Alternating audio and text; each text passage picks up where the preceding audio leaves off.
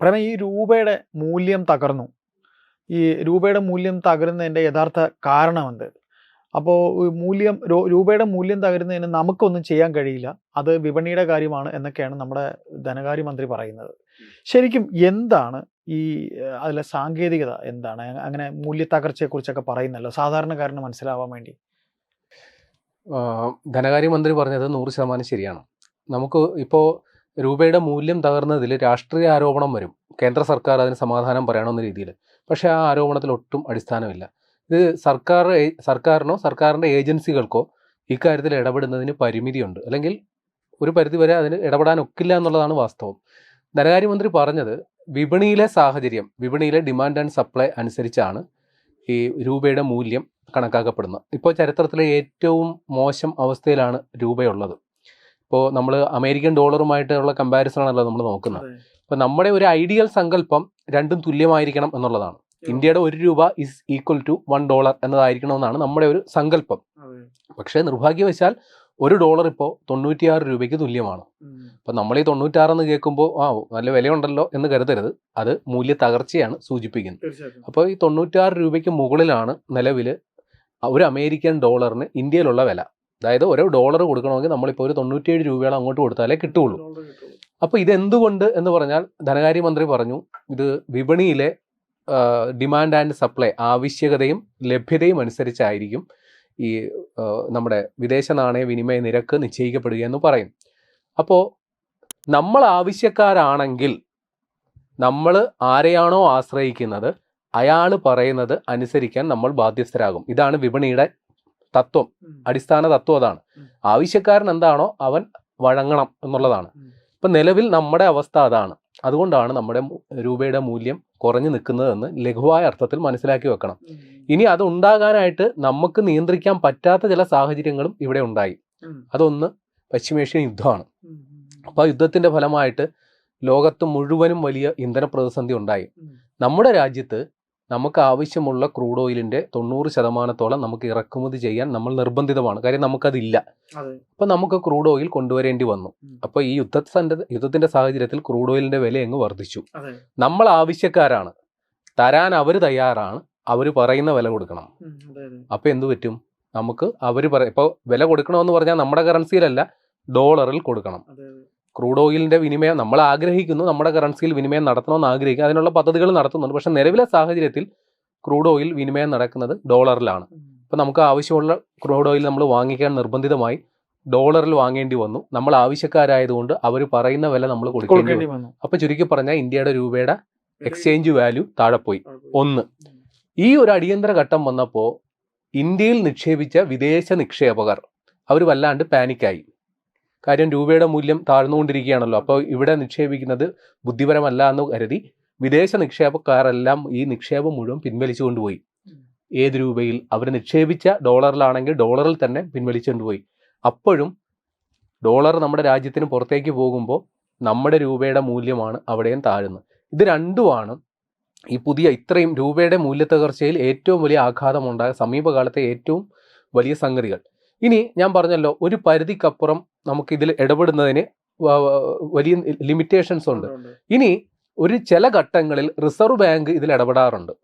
ഇപ്പം രൂപയുടെ മൂല്യം തകർന്നു എന്ന് പറഞ്ഞാൽ അതിനെ മറ്റൊരു രീതിയിൽ വ്യാഖ്യാനിക്കുന്ന പണപ്പെരുപ്പം എന്നാണ്.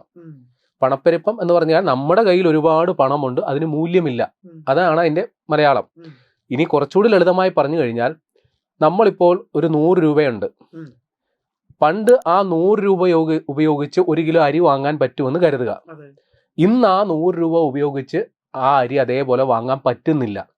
അതായത് നമ്മുടെ കയ്യിലുള്ള പണത്തിന്റെ പർച്ചേസിങ് വാല്യൂ കുറയുന്നു, വാങ്ങാനുള്ള ക്ഷമത കുറയുന്നു. അതിനെയാണ് പണപ്പെരുപ്പം എന്ന് പറയുക. അപ്പോൾ മറ്റു രീതിയിൽ പറഞ്ഞു കഴിഞ്ഞാൽ, എത്ര വില കൂടിയാലും നമ്മൾ മുടക്കാൻ നമ്മൾ തയ്യാറാണ്. പണത്തിന്റെ മൂല്യം നമ്മൾ അറിയുന്നില്ല, വില കൂടുന്നതനുസരിച്ച് നമ്മളിങ്ങനെ ചെലവാക്കിക്കൊണ്ടിരിക്കുന്നു. നമ്മുടെ കയ്യിൽ പൈസയുണ്ട്, നമ്മളത് ആവശ്യത്തിന് ചെലവാക്കിക്കൊണ്ടിരിക്കുന്നു, വില കൂടിയ സാധനങ്ങൾ വാങ്ങിക്കൊണ്ടിരിക്കുന്നു. ഈ സമയത്ത് റിസർവ് ബാങ്ക് ഇടപെടും. എന്നിട്ട് പറയും, ഞങ്ങൾ പലിശ നിരക്ക് കൂട്ടി. പലിശ നിരക്ക് കൂട്ടെന്ന് പറഞ്ഞു കഴിഞ്ഞാൽ നിക്ഷേപത്തിനും വായ്പയ്ക്കും ബാധകമാണ്.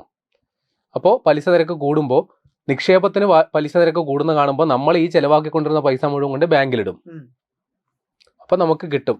എന്നാൽ വായ്പയ്ക്കും പലിശ നിരക്ക് കൂടുന്നു, നമ്മൾ അവിടെ നിന്ന് പിൻവലിക്കത്തുമില്ല.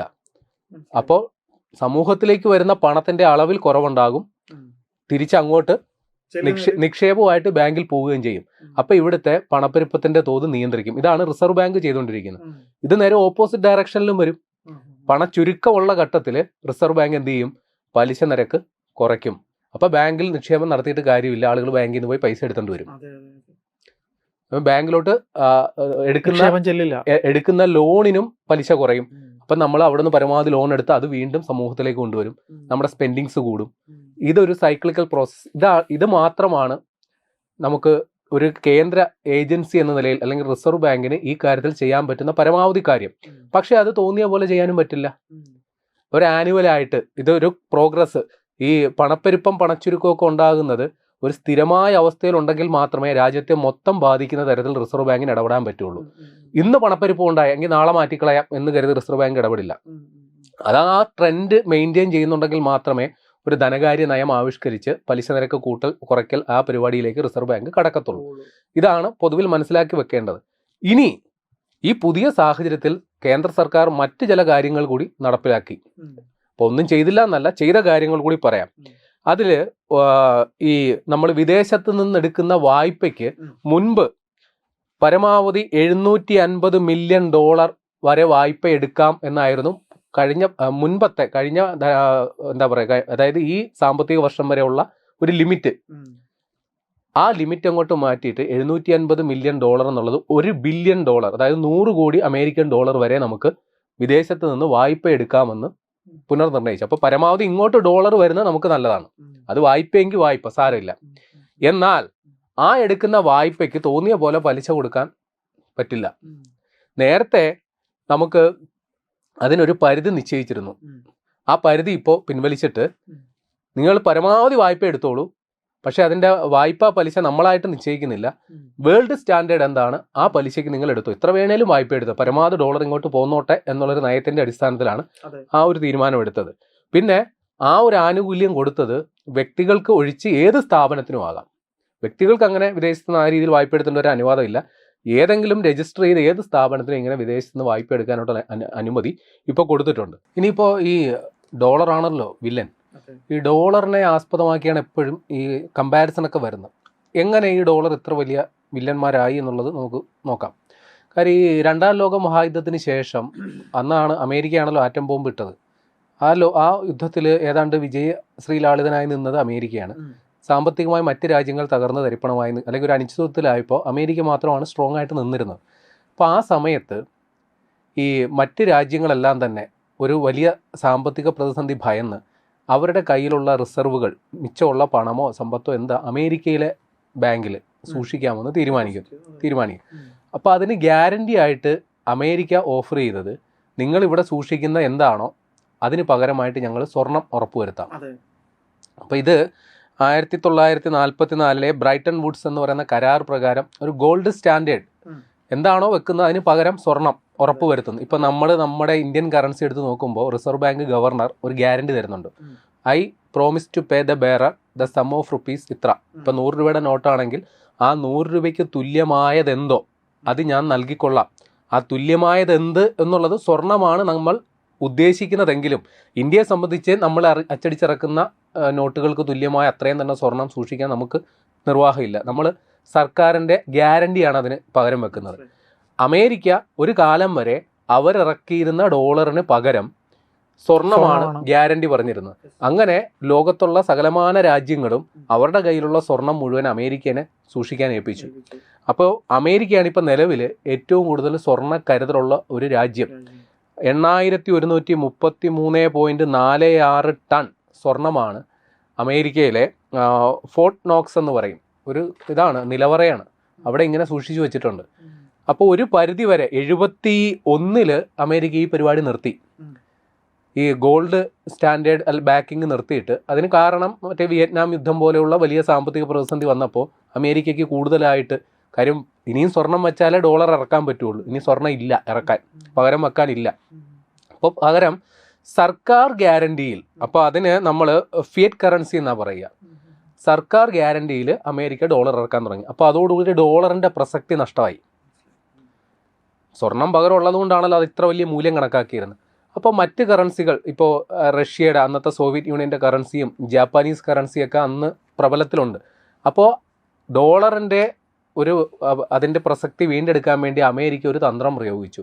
അങ്ങനെയാണ് പെട്രോ ഡോളർ എന്ന് പറഞ്ഞൊരു സാധനം വന്നത്. നമ്മുടെ മിഡിൽ ഈസ്റ്റ് രാജ്യങ്ങൾ അവർ ക്രൂഡ് ഓയിൽ വിൽപ്പന മറ്റ് രാജ്യങ്ങളുമായിട്ട് നടത്തുന്നത് ഇതിലായിരിക്കണം, നമ്മുടെ അമേരിക്കൻ ഡോളറിലായിരിക്കണം. അങ്ങനെ കിട്ടുന്ന ഡോളർ മുഴുവൻ അമേരിക്ക സൂക്ഷിച്ചോളാമെന്ന് അവർ തമ്മിലൊരു ധാരണ. ഇപ്പോൾ ക്രൂഡ് ഓയിലിന് ആവശ്യക്കാർ പല രാജ്യങ്ങളുമുണ്ട്. അപ്പോൾ അവർക്കത് വാങ്ങണമെങ്കിൽ ഡോളർ കൂടിയേ തീരൂ എന്നൊരവസ്ഥ വന്നു. അങ്ങനെ ഡോളറിൻ്റെ പ്രസക്തി വീണ്ടും വർദ്ധിച്ചു. ഇനിയും കഴിയുന്നില്ല. ഇപ്പോൾ രാജ്യങ്ങളുടെ വ്യാപാര കമ്മി എന്ന് പറയുന്ന ഒരു ഘടകമുണ്ട്. ഇപ്പോൾ ഇന്ത്യ അനുഭവിക്കുന്ന ഏറ്റവും വലിയ പ്രശ്നങ്ങളിലൊന്നാണ് നമ്മൾ കൂടുതൽ വാങ്ങുന്നു, നമുക്ക് കയറ്റുമതി ചെയ്യാൻ കുറവാണ്. ഇപ്പോൾ നമുക്ക് വാങ്ങാൻ ഏറെ ഉണ്ടെങ്കിൽ അതിന് വിദേശ രാജ്യങ്ങളെ ആശ്രയിക്കുന്നെങ്കിൽ ലോകത്തെമ്പാടും അംഗീകൃതമായിട്ടുള്ളൊരു കറൻസി എന്ന നിലയിൽ ഡോളർ എടുത്തേ പറ്റൂ. നമ്മളല്ലെങ്കിൽ ഏത് രാജ്യത്തിനും നമ്മുടെ വാങ്ങൽ കൂടുതലാണെങ്കിൽ ഡോളർ ആശ്രയിച്ചേ പറ്റൂ. ഇതൊന്നും. പിന്നെ ലോകത്തെമ്പാടും സാർവദേശീയമായി അംഗീകരിക്കപ്പെട്ട കറൻസി എന്ന നിലയിൽ ഡോളറിന് വലിയ പ്രാധാന്യം കിട്ടി എന്നുള്ളതും കൂടി വാസ്തവമാണ്. പിന്നെ ഏറ്റവും ഉള്ളത്, ഇപ്പോൾ പല രാജ്യങ്ങളും അവരുടെ എന്താ പറയുക, രാജ്യത്തെ നോട്ടിന് ബദലായിട്ട് ഇപ്പോൾ സ്വർണം പകരം വെച്ചിട്ട് നോട്ട് ഇറക്കുമെന്ന് പറയുന്നത്, അതേപോലെ ഫോറിൻ റിസർവും പകരം വെച്ചിട്ട് കറൻസി ഇറക്കുന്നുണ്ട്. അങ്ങനെ ആ ഫോറിൻ റിസർവ് എന്ന് പറയുന്ന പല രാജ്യങ്ങളും ഇപ്പോൾ ഇന്ത്യ അടക്കം അമേരിക്കൻ ഡോളർ സൂക്ഷിക്കുന്നത് അതുകൊണ്ടാണ്. അപ്പോൾ ഇതൊക്കെ വെച്ചുകൊണ്ടാണ് അമേരിക്കൻ ഡോളർ അത്ര വലിയൊരു മസിൽ പവർ കാണിക്കുന്നത്. പക്ഷേ അത് അധികകാലം ഉണ്ടാകില്ല. ഇപ്പോൾ അമേരിക്കൻ ഡോളറിന് ബദലായിട്ട് എന്താ ചെയ്യാൻ സാധിക്കുമെന്ന് ലോകരാജ്യങ്ങൾ ഇന്ത്യ അടക്കം അന്വേഷിച്ചുകൊണ്ടിരിക്കുകയാണ്. ഇപ്പോൾ ബ്രിക്സ് കൂട്ടായ്മ ഒരു പൊതു കറൻസി ഇറക്കുന്നതിനെക്കുറിച്ച് ആലോചിക്കുന്നു. പിന്നെ ഇന്ത്യ അടക്കമുള്ള പല രാജ്യങ്ങളും അവരവരുടെ കറൻസിയിൽ ഇടപാട് നടത്താനായിട്ട് ശ്രമിക്കുന്നു. അപ്പോൾ കുറച്ച് കാലം വരെ ഈ ഡോളർ ഇങ്ങനെ മസിൽ പിടുത്തം തുടരും. അതുവരെ സഹിക്കുക അല്ലാണ്ട് വരെ നിവൃത്തിയില്ല. ഏതായാലും ഒരു പരിധിക്കപ്പുറം ഈ ഡോളറിന് ഉണ്ടാവില്ല. അതാത് രാജ്യങ്ങൾ, അതായത് ഇപ്പോൾ ഡിജിറ്റൽ കറൻസിയുടെ കാലമാണ്. പണ്ട് ഈ ഫിസിക്കലി കൈമാറ്റം നടത്തുകൊണ്ടിരുന്നപ്പോഴാണ് ഡോളർ അത്യാവശ്യമായിരുന്നത്. പക്ഷേ ഇപ്പോൾ ഡിജിറ്റൽ കറൻസി, ക്രിപ്റ്റോ കറൻസി പോലുള്ള സാധ്യതകളുണ്ട്. കൂടാതെ പല രാജ്യങ്ങൾ അവരവരുടെ ഡിജിറ്റൽ കറൻസി ഡിജിറ്റലി ട്രാൻസ്ഫർ ചെയ്ത് തുടങ്ങിയിട്ടുണ്ട്. അപ്പോൾ അത് വലിയ താമസമില്ലാണ്ട് അത് സാർവത്രികമാകും. അതുവരെ ഡോളർ പ്രസക്തമായിരിക്കും. അതുവരെ ആയിരിക്കും ഇനി നമ്മുടെ കറൻസിയും ഡോളറുമായിട്ടുള്ള ഈ കമ്പാരിസൺ വലിയ വാർത്ത ആകുന്നത്.